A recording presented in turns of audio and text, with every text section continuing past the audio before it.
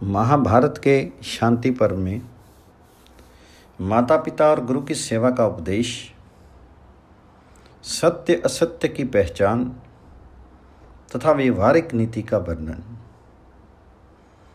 युधिष्ठिर ने पूछा, भारत, धर्म का रास्ता बहुत बड़ा है और उसकी अनेक शाखाएं हैं। इनमें से किस धर्म को आप सबसे प्रधान और विशेष रूप से आचरण में लाने योग्य समझते हैं, जिसका अनुष्ठान करके मैं इस लोक और परलोक में भी धर्म का फल पा सकूं? भीष्म जी ने कहा, युधिष्ठिर, मैं तो माता पिता तथा गुरुजनों की पूजा को ही सबसे श्रेष्ठ धर्म समझता हूँ। इसका पालन करने वाला मनुष्य पुण्य लोकों पर तो विजय पाता ही है, इस संसार में भी उसे महान यश प्राप्त होता है। माता पिता और गुरुजन जिस काम के लिए आज्ञा दें, वह धर्म के अनुकूल हो या विरुद्ध, उसका पालन करना ही चाहिए। दूसरा कोई कार्य धर्म के अनुकूल हो तो उसकी आज्ञा ना मिलने पर भी उसे नहीं करना चाहिए। जिस काम के लिए उसकी आज्ञा हो वह धर्म ही है, ऐसा निश्चय रखना चाहिए। माता पिता और गुरु यही तीनों लोक हैं, यही तीनों आश्रय हैं, यही तीनों वेद हैं, यही तीनों अग्नि हैं। पिता गृहपत्य अग्नि, माता दक्षिण अग्नि और गुरु आवाहनी अग्नि है। लौकिक अग्नियों से माता पिता आदि त्रिविध अग्नियों का गौरव अधिक है।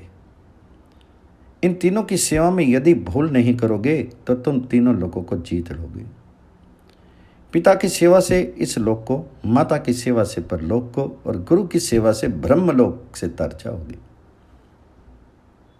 इसलिए तुम इनके साथ सदा अच्छे बर्ताव करो। ऐसा करने से तुम्हें उत्तम यश, परम कल्याण और महान फल देने वाले धर्म की प्राप्ति होगी। इन तीनों की आज्ञा का कभी उल्लंघन मत करो। इनको भोजन कराने के पहले स्वयं भोजन मत करो। इन पर कोई दोष आरोपण मत करो और सदा ही इनकी सेवा में संलग्न रहो।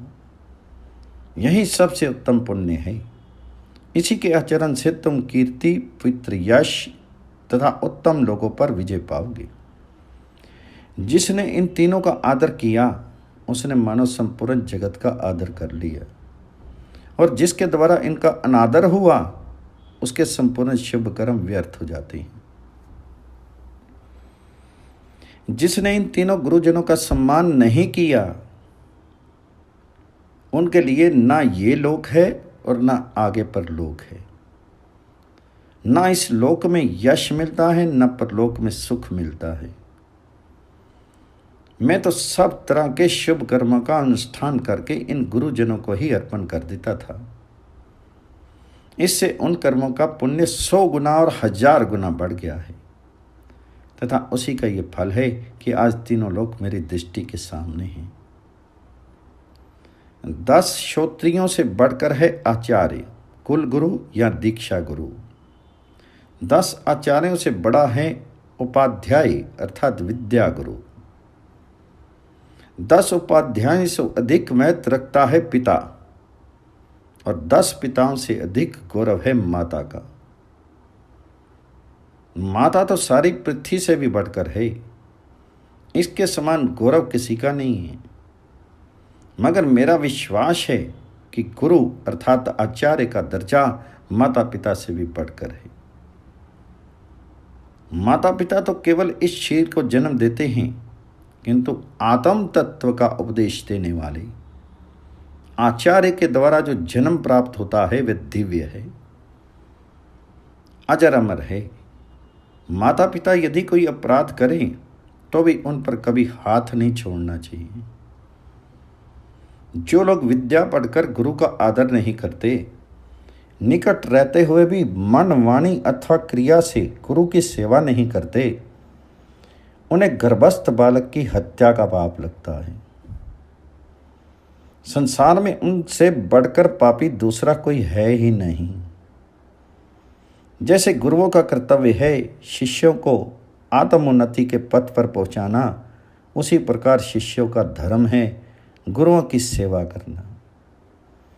मनुष्य जिस धर्म से पिता को प्रसन्न करता है उसके द्वारा प्रजापति ब्रह्मा जी भी प्रसन्न होते हैं, तथा जिस वर्ताव से वह माता को प्रसन्न कर लेता है उसके द्वारा संपूर्ण पृथ्वी की पूजा हो जाती है। परंतु जिस व्यवहार से शिष्य अपने गुरु को प्रसन्न कर लेता है उसके द्वारा परब्रह्म परमात्मा की पूजा संपन्न होती है। इसलिए गुरु माता पिता से भी बढ़कर पूज्य है।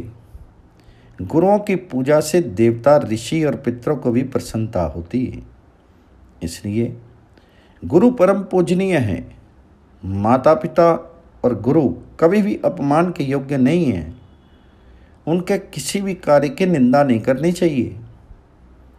गुरुजनों के ही सत्कार को देवता और महर्षि स्वीकार करते हैं। जो लोग मन से अथवा क्रिया के द्वारा उपाध्याय पिता और माता से द्रोह करते हैं तथा जो पिता माता के द्वारा अपना पालन पोषण कराकर बड़े होने पर उनका पालन पोषण नहीं करते हैं उन्हें गर्भ हत्या का पाप लगता है। जगत में उनसे बढ़कर कोई पापी नहीं है। मित्रद्रोही, कृतघ्न, स्त्री हत्यारा और गुरु का वध करने वाला, इन 4 प्रकार के पापियों का उद्धार करने के लिए हमने कोई प्रायश्चित नहीं सुना है। अतः माता पिता और गुरु की सेवा ही मनुष्य के लिए सबसे बड़ा धर्म है। यही कल्याण का साधन है। इससे बढ़कर कोई कार्य नहीं है। तो युधिष्ठिर ने पूछा, भारत, जो मनुष्य धर्म के मार्ग में स्थित रहना चाहता हो उसे कैसा बर्ताव करना चाहिए? सत्य और असत्य की पहचान क्या है?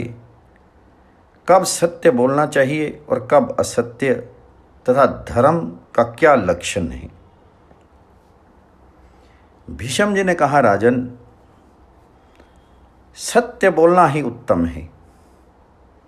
सत्य से बढ़कर कुछ भी नहीं है। मगर संसार के मनुष्य सत्य असत्य को ठीक ठीक समझ नहीं पाते। इसलिए यही बता रहा हूं, जहां असत्य का परिणाम सत्य और सत्य का परिणाम असत्य होता हो वहां सत्य न बोलकर असत्य ही बोलना उचित है। ऐसे अवसर पर जो सत्य बोलता है वह मूर्ख मारा जाता है। अतः परिणाम के द्वारा सत्य असत्य का निश्चय करके जो सत्य बोलता है वही धर्मज्ञ है। जो अनार्य है, जिसकी बुद्धि शुद्ध नहीं, जो अत्यंत कठोर स्वभाव का है, वह मनुष्य भी कभी अंधे पशु को मारने वाले ब्लाक नामक बहेलिये के तरह महान पुण्य प्राप्त कर लेता है। प्राणियों के अभ्युदय और कल्याण के लिए ही धर्म की व्याख्या की गई है।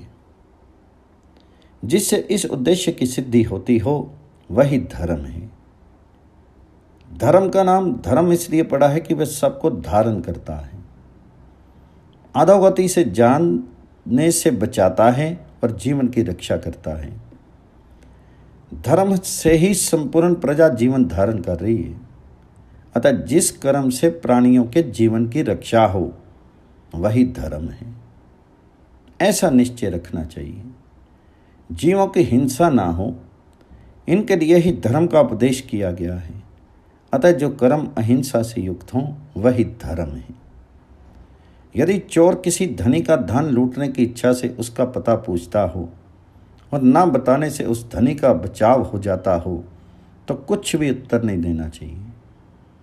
किंतु यदि नहीं बताने पर चोरों के मन में संदेह होता हो और इसके लिए कुछ न कुछ बताना आवश्यक हो जाए तथा शपथ खाने से भी पापियों के हाथ से छुटकारा मिलता हो तो वहाँ सत्य की अपेक्षा असत्य बोलना ही अच्छा है। ऐसे अवसर के लिए शास्त्रकारों ने यही विचार किया है, अपनी शक्ति रहते पापियों को धन नहीं देना चाहिए, क्योंकि पापात्माओं को दिया हुआ धन दाता को ही कष्ट में डालता है। जो कर्जदार को अपने अधीन करके उससे शारीरिक सेवा कराकर धन वसूल करना चाहता है, उसके दावे को ही सही साबित करने के लिए यदि कुछ लोगों को गवाही देनी पड़े और वे गवाह कहने योग्य सत्य को छिपा लें तो वे सब के सब मिथ्यावादी होते हैं। किंतु प्राण संकट के समय, विवाह के अवसर पर और धन तथा दूसरों के धर्म की रक्षा के लिए आवश्यकता पड़ने पर असत्य बोला जा सकता है। कोई नीच मनुष्य भी यदि दूसरों की कार्य सिद्धि की इच्छा से धर्म के लिए भीख मांगने आवे तो उसे देने की प्रतिज्ञा करके अवश्य दान देना चाहिए। जो कोई मनुष्य धार्मिक आचार से भ्रष्ट होकर पाप मार्ग का आश्रय ले, उसे अवश्य दंड देना चाहिए। जो दुष्ट धर्म मार्ग से हटकर सदा आसुरी प्रवृत्ति में लगा रहता है और धर्म त्याग कर पाप से जीविका चलाना चाहता है, उस कपटी पाप आत्मा को हर एक उपाय से मार डालना चाहिए। क्योंकि सभी पापियों का यही सिद्धांत होता है कि जैसे भी हो धन का संग्रह करना चाहिए।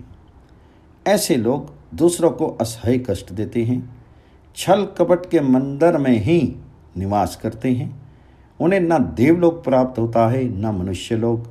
प्रेतों की तो जो गति होती है वही उनकी भी होती है। जो यज्ञ न करते हों, तपस्या से दूर रहते हों, ऐसे मनुष्यों का संग तुम कदापि मत करना। पापियों का तो यही निश्चय होता है कि धर्म कोई चीज नहीं है। ऐसे लोगों को जो मार डाले उसे पाप नहीं लगता। कपट से जीविका चलाने वाले मनुष्य कौवे और गिद्धों के समान होते हैं। मरने के बाद वे नई योनियों में जन्म लेते हैं। जो मनुष्य जिसके साथ जैसा बर्ताव करे वह भी उसके साथ वैसा ही बर्ताव करे, ये धर्म न्याय है। कपटी के साथ कपट और सदाचारी के साथ सदाचार का व्यवहार करें।